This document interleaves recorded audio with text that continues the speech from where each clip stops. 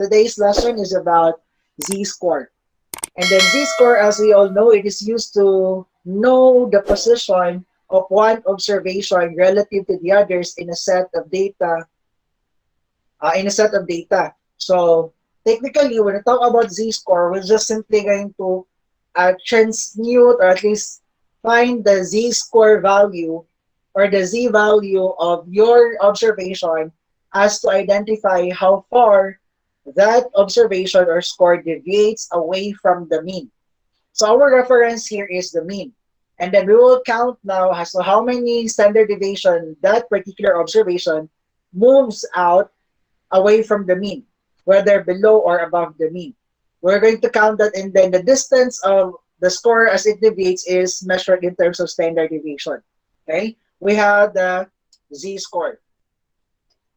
Now, as we all know, there were two formulas that was introduced on the video about solving for the z-score value or the z-value, which is there is a formula for population and formula for sample, but technically they're just the same. It's just a matter that each variable here were taken out from a population or a sample. So if I'm gonna introduce you, we have z-score equals x minus mu divided by sigma, and then the other one is z-score equals x minus x bar divided by s. So you notice it's exactly the same. This is for population and this is for sample. S here stands for standard deviation, whether it's SD or S. Taking note with this formula here, let's just understand or know some of these formula. First, of course, is we have the z-score. As introduced earlier, that the z-score is used to locate the position of an observation relative to others. Okay, where mean is our reference. And then x here, this one is the observation or the mean. I mean, observation of our observation or the specific score that we are actually we are measuring our population mean. And then, of course, this is our standard deviation for population. Okay, the same here. This is the z-score is used to locate the position for a score or observation in relation to the mean or relative to others. And then we have x, that is a specific observation or score. And then we have the sample mean, and then we have the standard deviation sample. Our sample's standard deviation. Now, we will take some example of this one. I'm sure what you've seen on the video is actually just one phase or one instance of finding z, or at least problem related to z or z value. Later, we will just look for another, or let's just have another. Now, let's start. I'm going to read the example, and then let's see what is, how do we approach this problem. A normal curve, by the way, I would like to emphasize this one, that a z-score, for it to take place, or at least one condition for a z-score to be used, is that your distribution must be normal. Because if not, then a z-score is not supposedly used. Okay? So one condition for a z-score to be used is that your distribution must be normal. Okay? Later on, we'll talk about the characteristics or the properties of a normal distribution so that you will know when do we consider that a distribution of the data set is normal or not normal. Okay, but going back to this example, a normal curve has a mean of 650 and a standard deviation of 40. An analyst is interested in the value of a value of 575 and wants to find its equivalent z-score. Okay, so if we're going to record it here, the average of this data, because it wasn't specified clearly here, for this is just an example, not an actual data, is 650 with a standard deviation of 40. Now, there is an analyst who is interested of an actual value of 575. The question here is, what is its z-score? Okay, that is our unknown. Of course, in this case, we are now referring to sample because we have a sample mean here. and standard deviations sample. So we will follow the formula. We have z equals our x is x minus x bar divided by s, which is our x is 575 minus 650 divided by 40. If I'm going to ask you, what is the anticipated z-score value here? Is it positive or negative? Concern or the actual observation here happens to be less than our mean. So expected that it is found below the mean, to the left of the distribution. So that means to say it is negative. A z-score is, this is represented by a z-score that is negative. Okay? So what is our z-score value here? Negative 1.88. So it means to say now that this score relative to others whose average is 650 and standard deviation is 40 happens to have a z-score of negative 1.80. It's actually almost two standard deviations about the mean. Okay?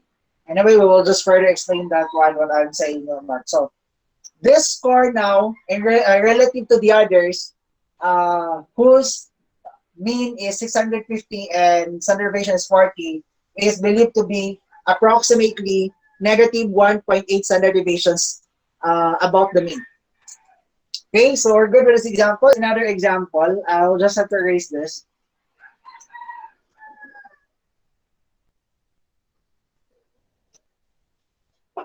Okay, here is the question. A time study reports indicate that can assembly line tasks should be finished in an average of 5.64 minutes with a standard deviation of 0.97 minutes. One particular item had a z-score of 1.53. What is the completion time?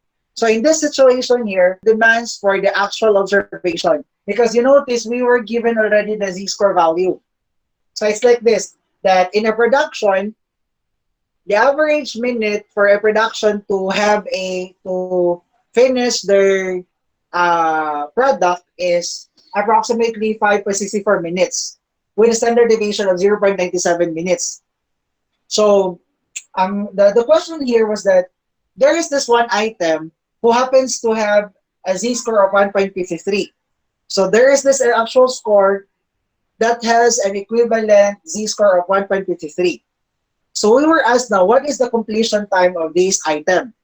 So how long does this item was completed since the given z-score is 1.53? Okay, let's solve this problem. First, let us just identify our given. Okay, we have our z-score of 1.53 positive. Since positive, expected that our completion time, the one that we're looking for, should be greater than this value, the average. So speaking of which, our mean here, the average completion time of this of the items was 5.64. And then our standard deviation is 0.97 minutes. While our x here is unknown. It's what we're looking for. Now, let's have the formula. Z equals x minus x bar divided by s. We have now our identified given based on the provided information. Let us solve for what is asked. Our z-score is positive 1.53, correct?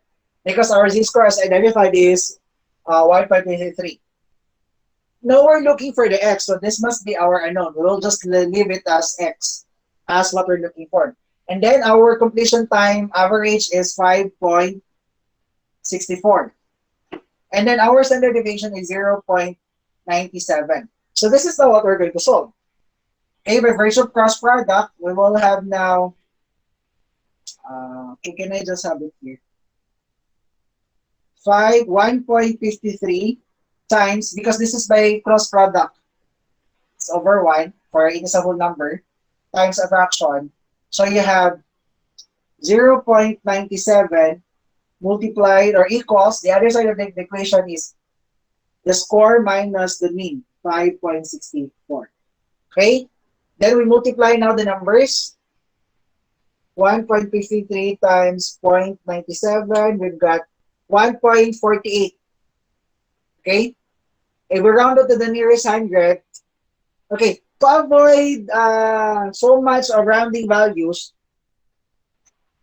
what we can do is we can do it all together. So what I'm saying is that we will, before we multiply, we'll just have 1.53 times 0.97, and then we transpose this value to the other side, isolating x because we're solving for x. So that is the negative sign here changes to positive because it will be carried to the other side of the equation.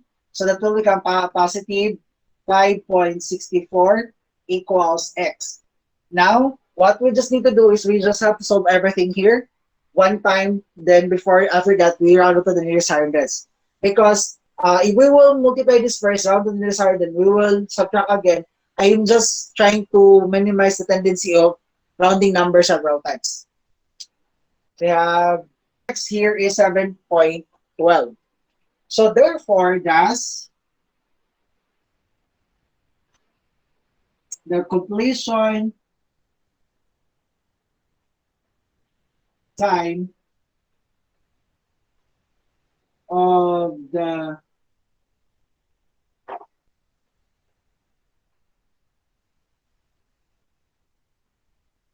particular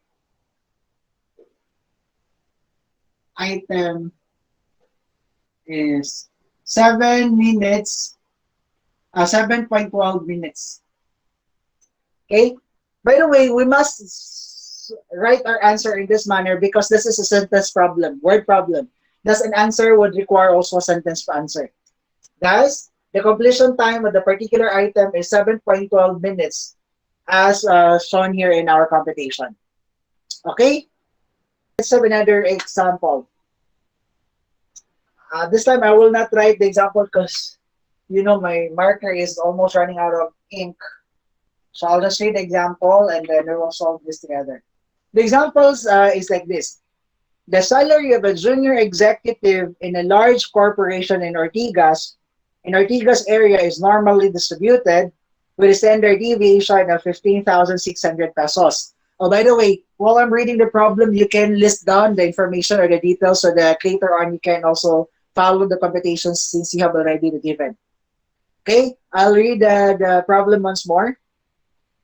The salary of a junior executive, you don't need to write all the information, but you can just write down the values of the variables involved.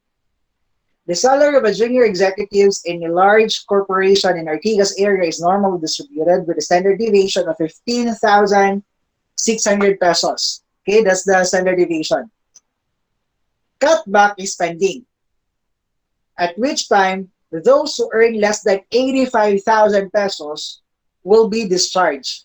Again, cutback is pending, at which time those who earn less than 85,000 pesos will be discharged.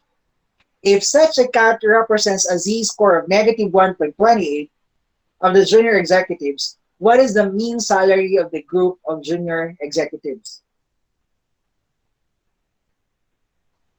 Again, the question asked here was that if such cut represents a z-score of negative 1.28 of the junior executives, what is the mean salary of the group of junior executives? Problem, it says that cutback is pending. So there is a like a cut-off.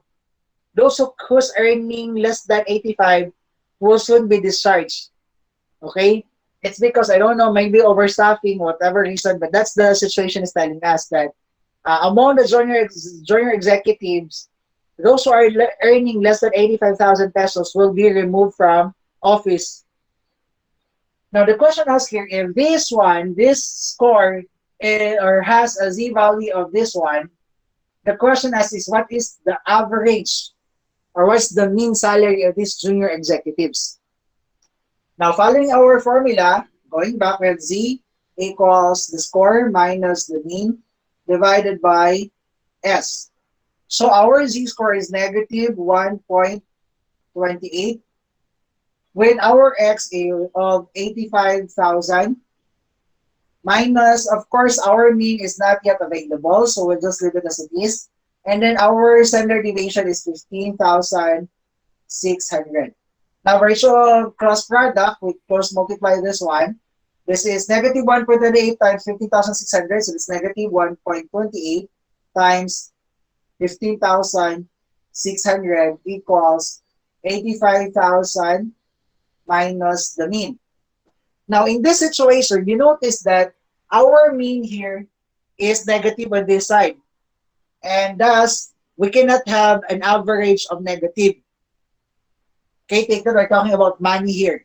So we need to round this, or we need to make this positive. So we have to move this here to the other side of the equation to make this positive. And with that, we have to move this one also here because we need to isolate the x here. So we will have now positive x equals 85,000. We will just copy the 85,000 because we did not do anything about it. Minus, or this time, this will become positive because it will move to the other side. So that is plus 28 or 1. Okay, let's just add this one first, this side. What's the product of this? 1.28 times 15,600. 19,968. 19,968 equals 85,000 minus the mean. Okay, so after we have this one, already let's do the one that I did earlier, the arrow. Move the x here to this side. So x bar equals 85,000. And then 19,968. This is by the way negative because negative plus positive equals negative. And then this one, move to the right side of the equation, that will become positive, plus 19,968. So we have x bar equals 104,968. 104,968. So we will answer the question, what is the mean salary of the group of junior executives? Hence, the mean salary of the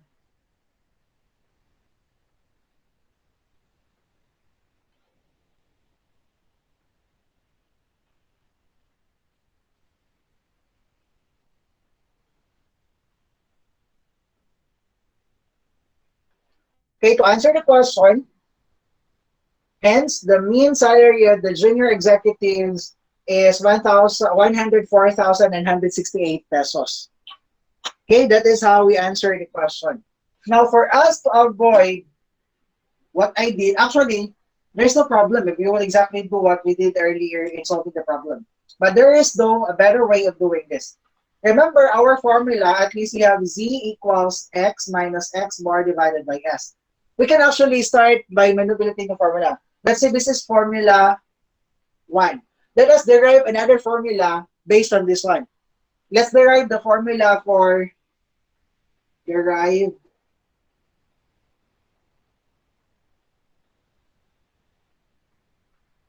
formula for s. So that is z equals x minus x bar divided by s. So that is cross product, the z s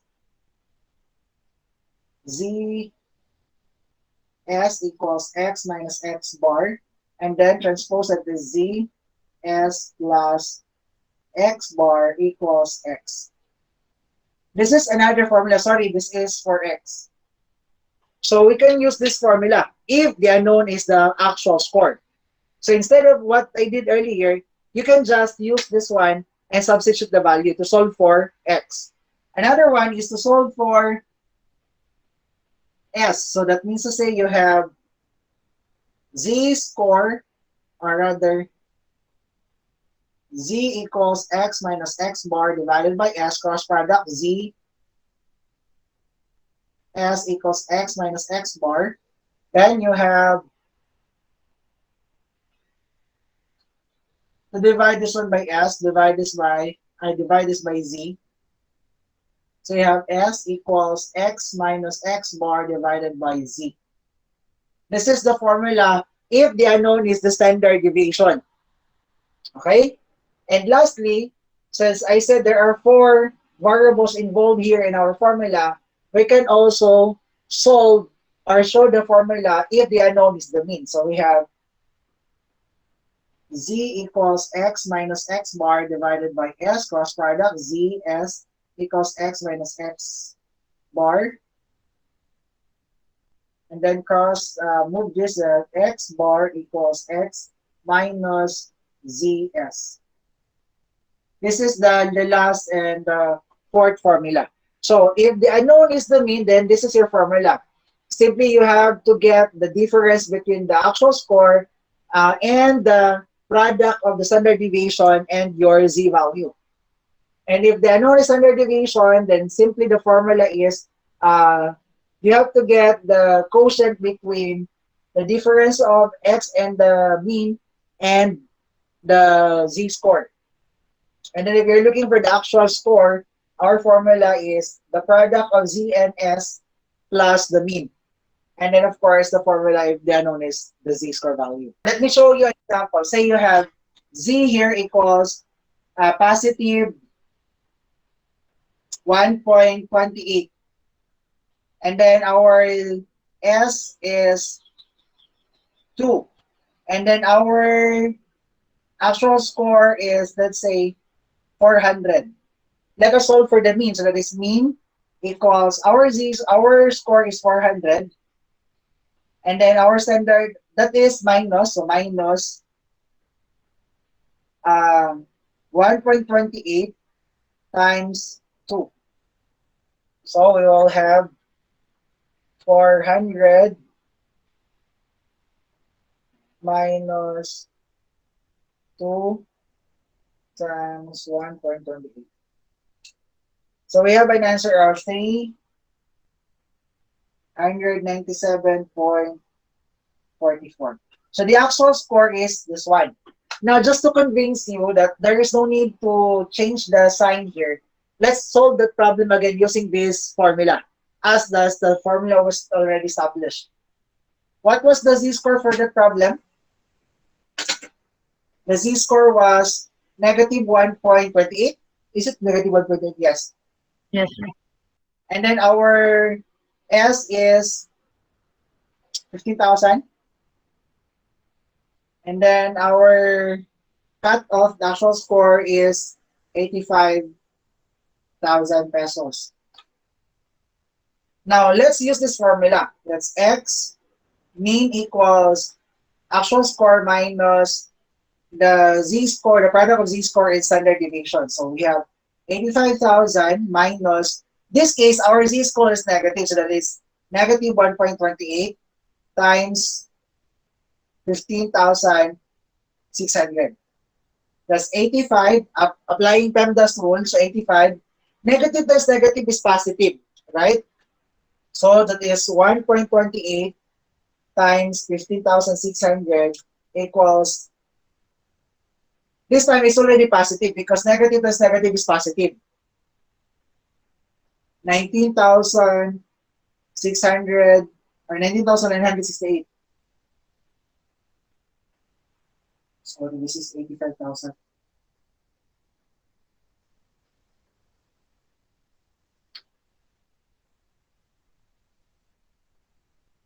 Plus 85,000. Still, our answer is 0, 4. Plus, you have to take note, when you are solving for x, actually, if we're looking for example mean or x score, these are actually real scores. So we don't expect to have an answer of negative here.